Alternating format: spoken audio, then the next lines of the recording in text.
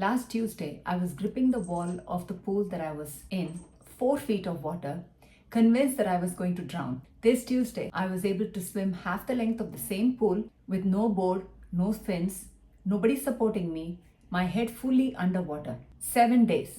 That's all it took for me to get over my fear of water, fear of drowning, fear of death, a fear that was holding me hostage from the time I was a child when my father pushed me into a pool when I was fully dressed, unanticipated, and without warning.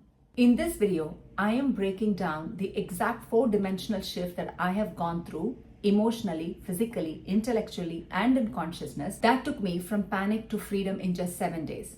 And the easiest thing for me will be to summarize it and make it, quick for you, but that would be complete injustice to the transformation that has unfolded in just 7 days for me. And the reason I'm going to go into every single detail in terms of what shifted on a daily basis over the last 7 days is so that you can apply this very same principle, the very same approach, not only if you are afraid of water and swimming, but in any aspect of life, business, or leadership where fear has been the driving factor.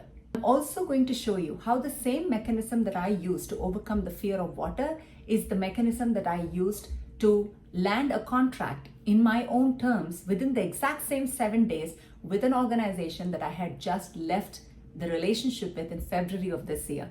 So if you've been avoiding the one thing that's in your way, in your business, in your body, or your bank account, then take this as the permission slip from me to you to stop avoiding it. And if you're asking how, keep watching. Hi, my name is Ajita. Welcome to my YouTube channel. With over 20 years of corporate executive experience, I am now the consciousness architect and advisor for tech leaders, professionals, and entrepreneurs that are so ready to be led by their soul to bring visionary ideas into life and be the change maker and the leader that they have come here to be. What I'm sharing with you in this video is my live business building experience. I'm not building this business from hustle and grind. Instead, I'm using what I call my proprietary 7I pathway of conscious co-creation, where the 7 I's are infinite field, intention, identity, imagination, intuitive decision, inspired action, and inevitable results. This is my live business case study of taking my business from $0 to $4.4 million in 12 months or less. Week by week, you will see invisible shifts creating visible results. We are now on week 25. Let's see what has shifted. Before I go into the story of how I overcame the fear of water and drowning and death, I want to give you some highlights of the wins that happened this week. Number one, I got a call on Tuesday of last week when I was driving back from my swimming lessons that my support and help was needed in a contract that was running into challenges. And I said, I'm willing to help, but it will be in my own terms. So fast forward today, where the contract is already signed, I'm going to be delivering a 90-minute facilitation experience for this client through a third-party vendor, the vendor with whom I had stepped away from a relationship with just in February of this year. The good news on this is this contract came in my own terms. The payment amount was determined by me. The payment terms were decided by me, and they were willing to go with what I was asking for simply because I knew that is exactly what I bring to the table in terms of the value. Number two, my ads have started running again, and my landing page for the next masterclass is getting ready. I have engaged 2 different vendors, one for ads and one for my automation of my platform. I'm excited about my next masterclass, which by the way, I'll talk about in my next week's video. Number 3, the manuscript has been delivered to the editor. She's already done the first 2 chapters editing, and I'm absolutely loving how it's shaping up. Number 4, I am supposed to be submitting my manuscript for a book proposal for a competition or a contest that Hay House Publishing is running at the moment. And the deadline for that is actually exactly 9 days from now.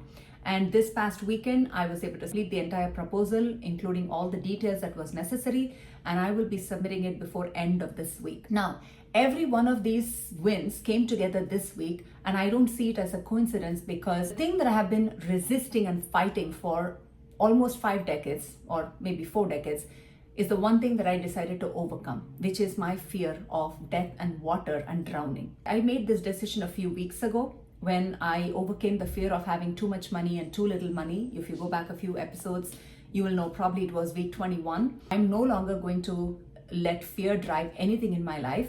And so I actively started looking at where else is there fear for me and how can I go towards it to overcome it rather than run away from it.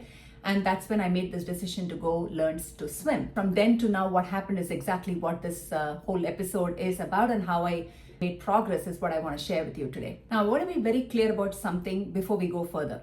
All the wins that I have shared today, they may look like they just happened because I figured out the right strategy, the right partners, right ideas. But let me tell you, that is not necessarily the case. It all has unfolded, and there will be more wins as I continue to share this week by week, because I just know it. Why? Because underneath it, who I am being has shifted big time.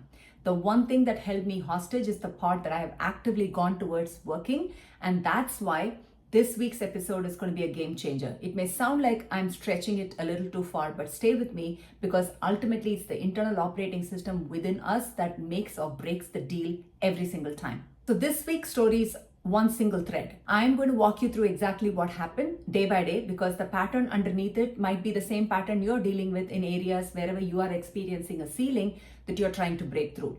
A quick note before we dive in, pun intended, fully. My fear of water didn't start this week. It has been there in me since I was a young girl. The episode that started it for me was, I remember vividly, when my father took my sister and I all the way to a large swimming pool in Chennai when I was maybe I don't know, 7, 8 years old, maybe max 10 years old.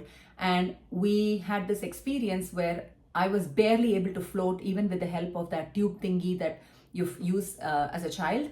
And I was ready to leave. And so I somehow got out of the water, got dressed even. I was so self-sufficient even at that age. I walked out of the pool on my own, got fully dressed to leave home. My dad was still in the pool. He was annoyed at the fact that he drove my sister and I so far along to get to, learning to swim, and neither of us would get anywhere close to learning. He was quite upset. So he came out. I thought he was coming out to leave for home. When I was least expecting it, he came from behind and pushed me into the water. That was the time I remember very clearly where I was completely in a state of panic, and I still vividly remember, my body remembers that as well. And I have tried to learn swimming before. I went back, I actually started for the very first time, I think in 2022 or 2021, I can't remember, 4 or 5 years ago. I gave it my best, but I chickened out after a little bit. But this time it was so clear that it's time to let go of this fear. Probably started the classes maybe 3 weeks ago. And I had my first session, which went really, really well, way better than I thought I would do. But then we had a gap after that. I missed 1 or 2 classes, and I went back and there was fear. My body was just full of fear. Last Tuesday, when I was that was my 3rd or 4th class that I was in, probably 3rd class. And first 15 minutes, I was fine. I was able to flap my feet with the board. I was able to put my head underwater, move my legs, whatever. The minute the layers kept getting added, so I was able to kick, fine. The next, you start adding your arms, I was fine. The minute the breath came in, that's when I started panicking for some reason. And my biggest fear was, if my head goes underwater and if I don't know how to get back up, then I have a problem. 4 feet of water, right? I'm 5 feet 6 tall, and I can stand up any moment, but I was acting that day as if I was being pulled underwater in the ocean. That's how a panic state I was in. Overall, last Tuesday, when you look at the epic structure, emotionally, I was completely in fear. And it's the panic survival threat response, even though I was only in 4 feet of water. Physically, my body was absolutely tensed, and in panic state, it was constricted and stressed, and I was fighting with the water. I was completely fighting with the water, in thinking that it's going to pull me away and take me where? In the pool, still logic was completely out the door. My mind was like, water is overtaking me. I'm going to go under. I'm not going to know how to get back up. This is the powerlessness that I experienced intellectually. And I couldn't think clearly, and I just started panicking. And from an identity, I was in the identity of separation, and that as if I'm a non-swimmer, that I'm, water is a threat to my survival. It's not something I was in an identity of being separate from water. Definitely not in the identity of being a swimmer. So this is what I experienced last Tuesday.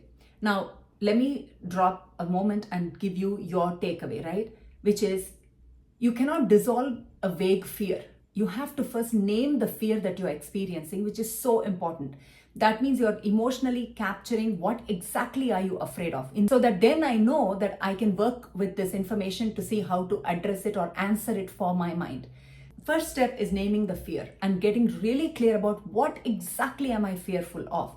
And naming is not equal to releasing, right? So I had to then take the next step. So this was Tuesday. So Wednesday, I had to rewrite and reprogram the entire relationship I have with water. What became very, very clear to me on Tuesday last week was I was fighting with water.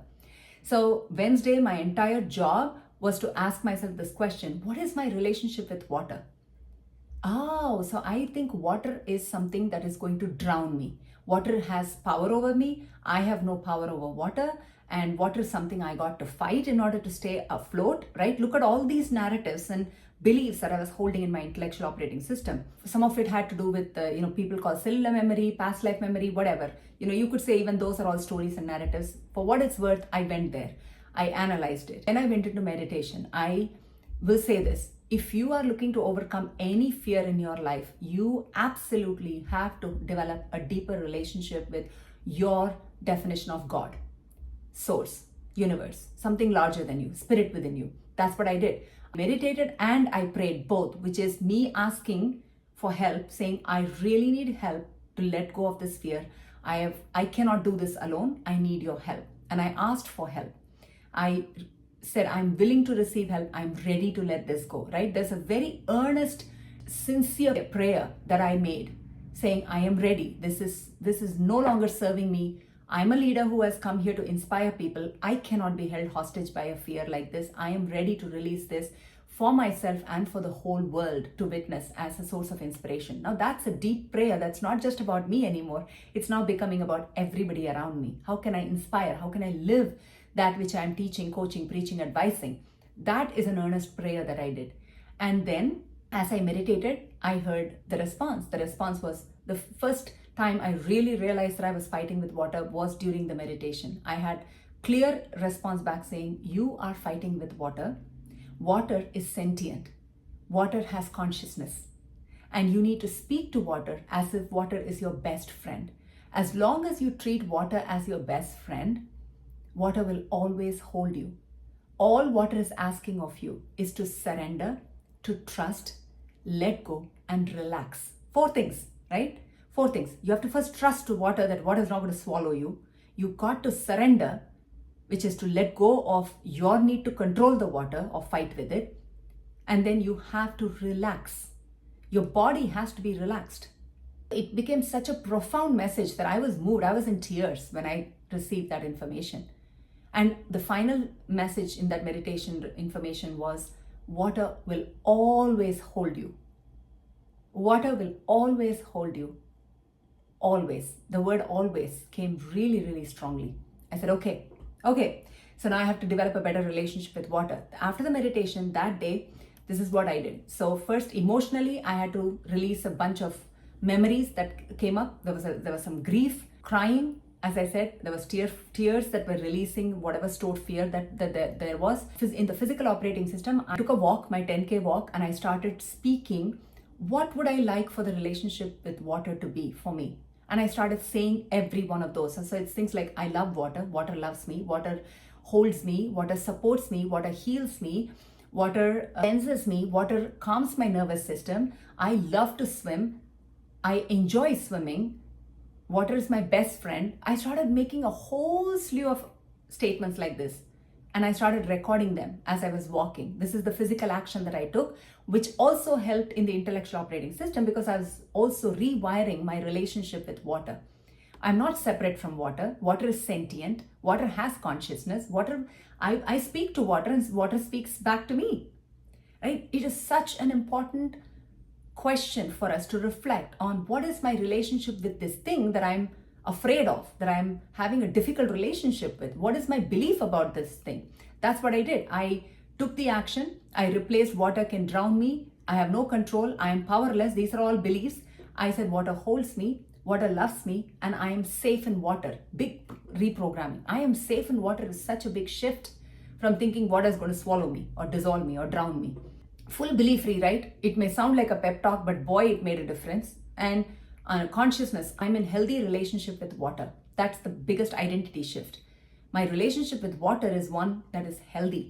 So I am a swimmer, I'm a pro swimmer, I'm an A swimmer. Those are all identities. But I'm also saying I am in a healthy relationship with water. That's the consciousness identity shift. With this experience of my last Wednesday's reprogramming and rewriting my relationship with water, I want to give you a takeaway, right? Your takeaway is this: you cannot out willpower an old belief. You have to find that specific belief you're holding in your operating system, in your intellectual operating system layer, so that you can consciously replace it with something that serves who you are becoming.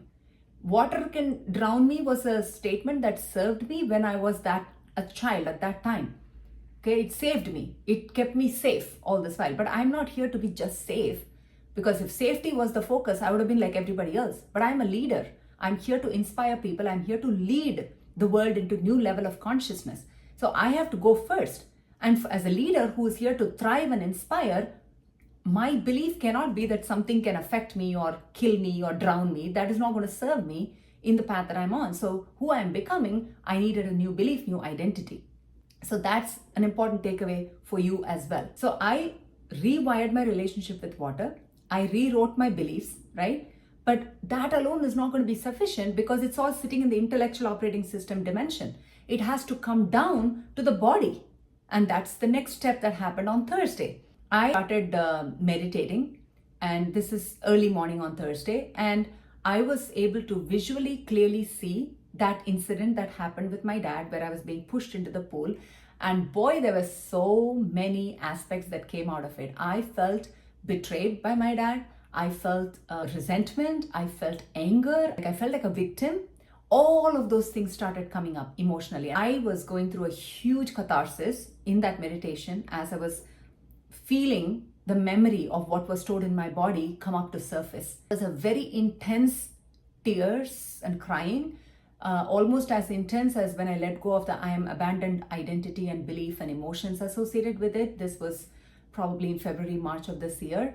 And this one was equally, I wouldn't say exactly equal to intensity, but it was just as much in terms of releasing the tightness in my heart chakra, in my heart energy center. There was a huge release with his tears, and I finally ended the meditation with forgiveness for my dad, forgiving myself for holding on to this for so long. And that was a very powerful shift, if you ask me, because I needed to no longer hold that incident as a way to keep me safe.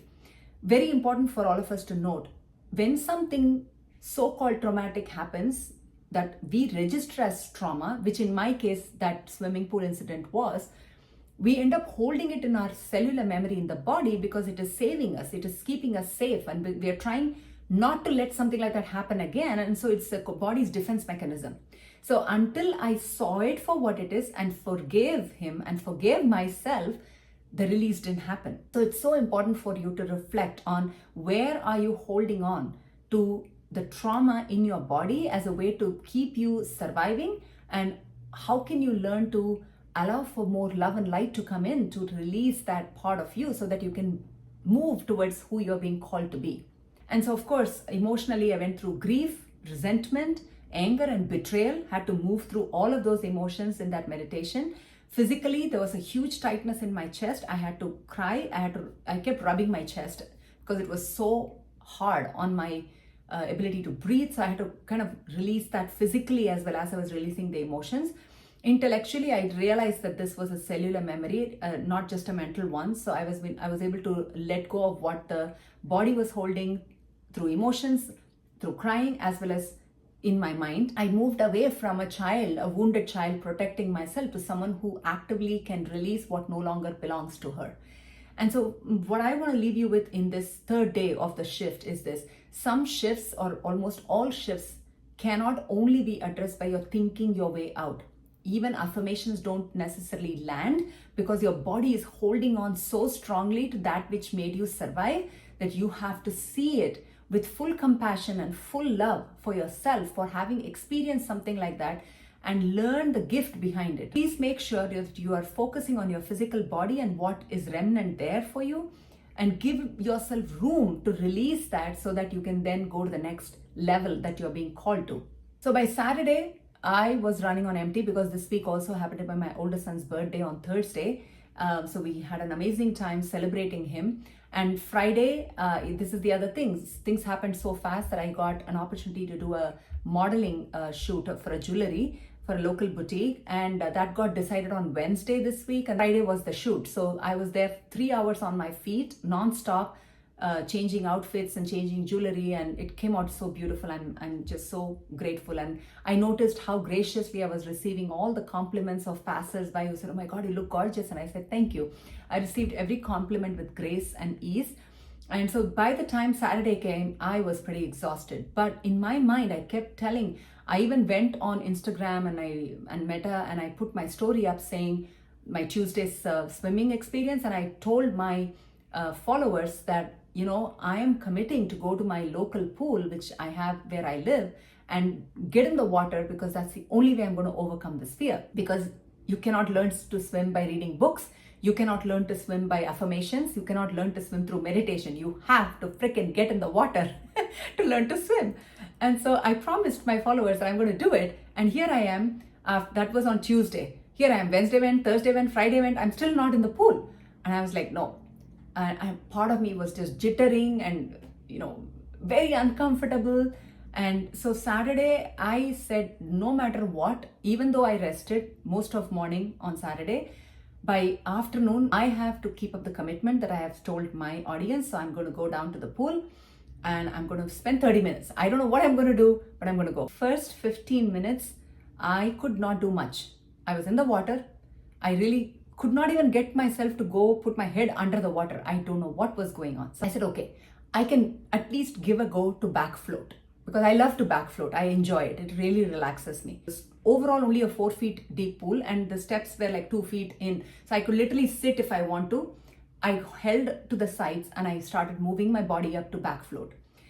I was like that for about 5-10 minutes, holding on, and slowly I started releasing my hands to allow my body to float without any support. Of course, the lifeguard was there. Towards the 25-minute mark, I was lying flat on my back on the water, and I felt a huge wave of fear come in, and I was almost going to panic and get up, and I was like, no, I am not getting up. Let the fear pass through, watch it.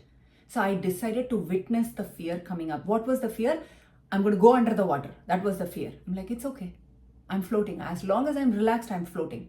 And I know how to get myself back up in a back float. I just need to bring my knees to the chest and I can do it, right? I was telling myself, telling my intellectual operating system, you know how to get out of this. Don't worry about it. Let the fear pass. Let the fear pass, right? So emotionally, fear arose mid-floating. And this time I didn't spiral into panic.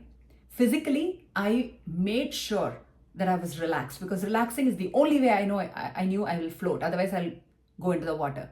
And number 3, which is intellectually, I was constantly telling my mind, you know how to get out of this. It's only 4 feet. Lifeguard is here. You're not going to die. I kept telling my mind, don't freak out. It's okay. Consciousness-wise, for me, the proof of identity shift is I'm moving towards that I am a swimmer identity. The fact that I went into the pool physically, experienced that fear release from my body, was one of the biggest shifts for me. And for you, what I want to leave you with in this particular, your takeaway for this is the real test of anything you're shifting in your reality is, are you doing what is convenient, or are you going to get in the discomfort zone to take that action that you know you ought to take? Your heart may be thumping hard, you may be in sweat, you may be anxious, but are you moving in that direction to take that action, to make that decision? Are you doing that or not? Because if you don't take action, everything stays in your intellectual operating system, in your emotional operating system. It is not coming out into physical reality, because your physical operating system is not cooperating with the other 3 that you have just worked on. Who are you being when nobody is watching you? Are you keeping your commitment to yourself? And I think one of the best things I've learned in this journey is building anything or doing anything in public is the best thing. Why? Because now the whole world is watching you, keeping you accountable. So I would highly recommend, if you are struggling with anything, just go out in the public, declare that you're going to do it, and keep at it with providing updates to the people that are watching you, because that is going to keep you accountable and it's going to keep you moving forward. Because You will move through stuff. You will move through stuff as long as you don't give up, you persist, it will unfold. Comes Sunday, where I decided to go to an extra class because I had missed out on a few classes. I went on Sunday evening. I felt a lot better. I was able to put my head underwater. I was able to use the board. I moved really, really quickly on Sunday's class. I was able to go from holding the board to putting my head underwater and flapping with my fins to getting off the board using only my fins and swimming a short distance with my head underwater. Then I moved to moving my arms. So I was able to go really, really fast. Emotionally, I was happy because this is testament to the fact that the fear had actually released. I was not panicking when my head was underwater anymore. Physically, I felt great because now my body is now learning that as long as I am kicking, and even though my head is underwater, I know how to bring myself back up. Intellectually, no panic. I've done this before. One of the coaches actually said, "Did you just actually swim right now?" And I did. I actually did. So the listener takeaway for you is this. Integration isn't about one of the dimensions working. It is all four of them have to line up. Your emotions have to line up with your thoughts, with your identity and your body. All four have to line up. Otherwise, you're constantly fighting one with the other. And that's part of the reason why many of us don't make that progress in any area that we want to, because our internal operating system is going through its own conflict one way or the other. Then I opted for another class on Monday, which happened to be an extra class as well for me. And that was also great because that's where I was able to really go much more further in the process. And then today was my next class. So if you think about it, in the last 7 days, from last Tuesday to today, I have gone into the pool 5 out of the 7 days. So today was 1 week from the time I panicked last time. I learned how to blow bubbles out from my nose underwater. And I also learned how to turn my head up and inhale with my mouth, put my head back in and blow out. And I started learning how, using the board, how to move my arms as I was doing all of this, right? It's progress. And so emotionally, today was the first time I was completely calm through my entire move. I was calm. I was not freaking. I was not in a hurry to get to the other end and lift my head up. No, I was very calm, focused. There was no panic and there was no board, no fins in the body. I was able to coordinate my breathing with the strokes, pulled myself up. The coach didn't have to touch me or I didn't have to grab anybody. I brought myself up from the water. And intellectually, for me, it is committing to work with the thing that you fear rather than avoiding it is what has accelerated my growth. I told myself, you have to be in water to learn how to be friends with water, to know how to work with water, right? That was the core of this whole process. Consciousness, of course, the identity is I am an ace swimmer. I'm a pro swimmer. And so for me, the biggest inspiration came when two people in my class, two different classes, two different people that had more fear than I did, I was able to inspire them by giving them pointers on what I worked through, and I could see the progress in them immediately when I told them, oh, just focus on kicking. As long as you're kicking, you're good in water. You're not going to go down. That's me giving tips to somebody else. I mean, imagine. The questions that I'm asking, the tips that I'm sharing is helping other people, and that really gave me so much more inspiration and motivation to continue this journey. For you, the takeaway is this. You know that a change is true for you and it's no longer a performance when you can share some win that you have experienced with somebody else and it works for them too. And this is the moment where a personal breakthrough becomes a leadership trait, right? You are actually leading other people through your own experience. So my question to you is, what is that one fear that if you were to overcome for yourself could be an inspiration for others to follow and look at you as a leader? I would love for you to contemplate on that, and I would love for you to let me know in the comments. Tell me, what is that one fear that you've been feeling is holding you hostage for the longest time? And I'm happy to give you some suggestions and solutions to look at it from the lens of Epic and see how we can move you forward in there. So to summarize, there are 6 things that I did that I want to bring to awareness for you, right? Number 1, I stopped running away from the thing that brought me fear or that scared me. I decided to go towards it and do more of it. Number 2, I worked on the relationship with the thing that I feared. I asked myself, what is my relationship with water? What do I believe about water? And what would I rather want it to be now in the direction that I'm heading towards? Number 3, I regulated my nervous system on purpose. I meditated before and after every session. I didn't force function my way through the fear, but I surrendered a lot of what I was feeling out of my system. Number 4, I let my emotions move through me. I didn't suppress them. I didn't repress them. I allowed for it to move through me, through expression, through tears, through feeling them. 5, I took the identity before the evidence fully caught up, which means I called myself a swimmer. I asked myself, a swimmer is not going to be afraid of water. A swimmer doesn't feel that the water is going to swallow them or they're going to drown. No, they are confident and I am confident, right? That identity came first. Was my heart still beating fast in the class that I went to today? Heck yes.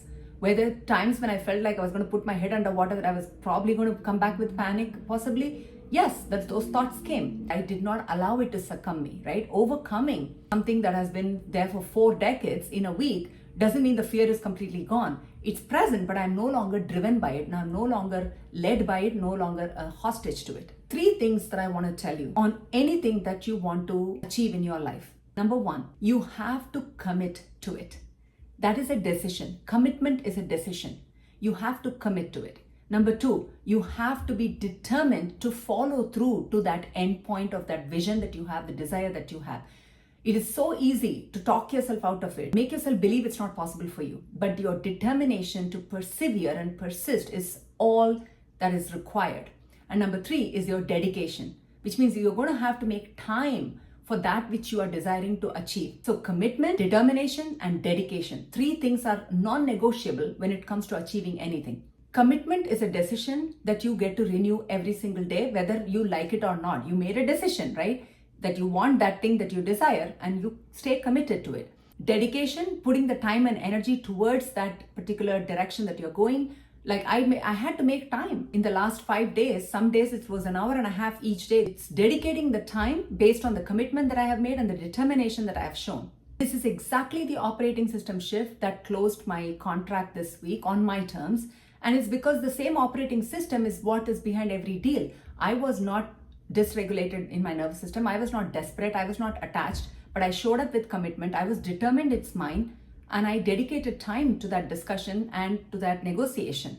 So regulate your nervous system, face that thing, rewrite your relationship with it, and move the emotion through and release it rather than suppress it. And make sure that you take the identity of that version of you before you have external proof. The sequence that I have described not only works in a swimming pool, it also works in the boardrooms. So in closing, what I want to leave you with is, fear does not live outside of you. It does not live in the water. It doesn't live in the deal you haven't closed. It's not a number that you haven't hit or the conversation that you keep postponing. Fear is inside you, in your operating system, in your stories, in your beliefs, in your body. I carried the story about water, the belief about my relationship with water, the identity of a non-swimmer for over 4 decades.